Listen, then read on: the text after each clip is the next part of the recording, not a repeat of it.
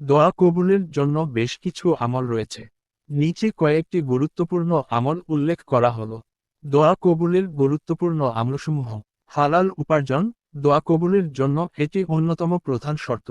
হালাল উপার্জন এবং হালাল খাদ্য গ্রহণ নিশ্চিত করতে হবে। পবিত্রতা অর্জন। দোয়া করার আগে পবিত্রতা অর্জন, ওযু বা গোসল করে নেওয়া উত্তম। বিনয়ের সাথে দোয়া। অত্যন্ত বিনয় ও নম্রতার সাথে হাত তুলে দোয়া করা। হাত উল্টো না করে হাতের তালুর সামনে রেখে দোয়া করা। দরুদ শরীফ পাঠ।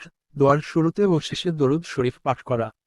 রাসূলুল্লাহ সাল্লাল্লাহু আলাইহি সাল্লাম বলেছেন, যে ব্যক্তি দোয়ার আগে দরুদ পড়ে তার দোয়া অবশ্যই কবুল হয়।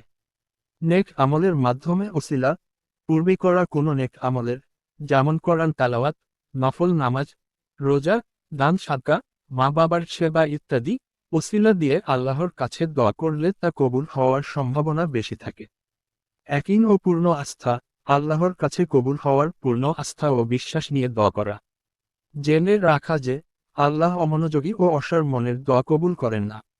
বিশেষ কিছু সময়ে যখন দোয়া দ্রুত কবুল হয়। কিছু বিশেষ সময় আছে যখন দোয়া করার জন্য উৎসাহিত করা হয়েছে, কারণ এই সময়গুলোতে দোয়া কবুলের সম্ভাবনা অনেক বেশি। রাতের শেষ তৃতীয়াংশে, তাহাজ্জুদের সময় বা রাতের শেষ অংশে আল্লাহ সবচেয়ে নিচের আসমানে নেমে আসেন এবং বান্দার কাছে চাইতে বলেন। আজান ও ইকামতের মধ্যবর্তী সময়, ফরজ নামাজের পর, বিশেষ করে সালাম ফেরানোর পর, বৃষ্টির সময়, সফরের সময়, অসুস্থ ব্যক্তির দোয়া, মা বাবার দোয়া, সন্তানের জন্য মা বাবার দোয়া, জুমার দিন, বিশেষ করে আসরের পর থেকে মাগরিবের মধ্যবর্তী সময়ে।